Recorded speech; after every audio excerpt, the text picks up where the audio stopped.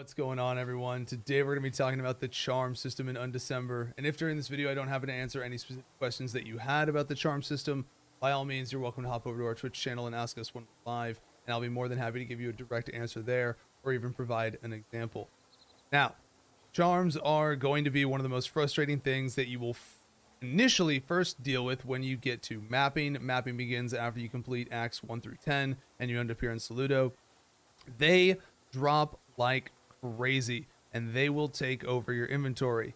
If you do not have a tab for them in your storage unit, they are going to drive you absolutely insane. That being said, these are all the ones that I have from when I first started mapping, and since I've begun adjusting my loot filter in like my last 10 runs, this is the only charm I've picked up. You are not going to want to really be picking up all these blue charms, and you're not going to want to be identifying them. You're going to want to be picking up and looting the charms and identifying the charms of the ones that are going to best accommodate your build.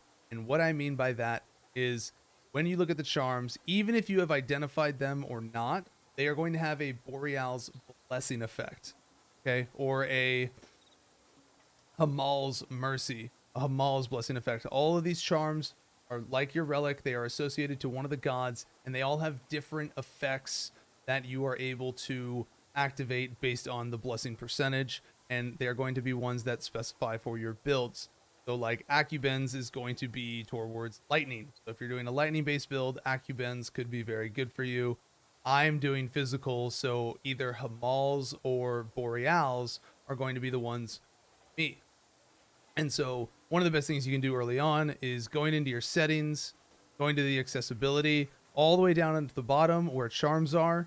I've put the tier limit, so I will only loot charms that are tier 3 and higher, and they will only be rare or legendary. I will not loot any magic charms, okay? Now, if you do not have a charm tab, or you know, initially just end up with too many of them, and you want to be able to manage them in an effective manner, you can also go over to the alchemy table, and there is a method here for you to go to charm, and you can combine the charms together, and that can be a way to help manage the spacing of them. And you can combine 3 into 1, and it can have the chance to upgrade, which can be very good. You'll probably want to do this particularly with your magic charms or your rare charms. That way you can try and get better ones. Usually you would want to roll the ones together that are not associated to your god, because like skill gems, they can combine and release a new random one. So I could use Acubens, Vespers, and the Septars, and I could get a Hamals or a Boreals return. All right. So that is, going to be one of the tools that is always at your disposal in terms of being able to manage charms. Now, how do the charms work? What are they? What do they do? Why are they important? Charms are actually very influential towards your character power here in the end game. Think about charms as like set effects that function entirely separately. And each charm has its own innate suffixes and prefixes on them that they can roll when you identify them. And so having good identifies can be very impactful in itself, but also the blessing effects function a little bit like a set value for you. All right. You can see right here that I have Hamal's blessing 20% and 40% active for my character. So I've got 10% HP increase and plus 50% physical damage. Now, how do you get this activated? Some of you probably, when you first start mapping, you're only going to have one of these unlocked, and this is just going to be the one charm. You're not going to be able to activate an effect early on with just one charm slot. As you can see, it says at 20%, the Hamal's blessing 20% is when I get the 10% HP. This charm on its own is only worth 10%. So you need to accumulate the percentage values shown here across all of your charms that you have equipped. So between my Hamal's Vigor at tier 4, that's worth 16%. My Hamal's Mercy at tier 3, that's 14%. So we're at 30% now. We've got Hamal's Blessing tier 1 active. And then this one is a Hamal's Generosity at tier 1, and it's worth 10%. thus giving us 40% total across our 3 charms that we currently have equipped. Now, we did unlock a new charm slot here. When you click on the locks, they'll tell you that they unlock when you reach certain chaos statues levels. So as you level up your chaos statue, more charm slots will unlock as well. So it's important that you are able to find the charms for the gods that you want to use that are best associated for your build. Again, I run physical, so percent HP and physical damage, great for me.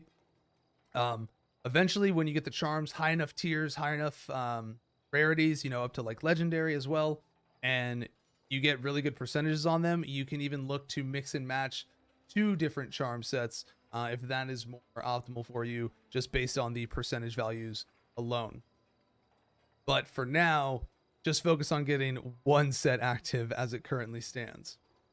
Now, from here, as you can see, I don't have one. The charms do have to match the slots that go here, and you can replace a charm, but it does cost 10,000 gold to take a charm out.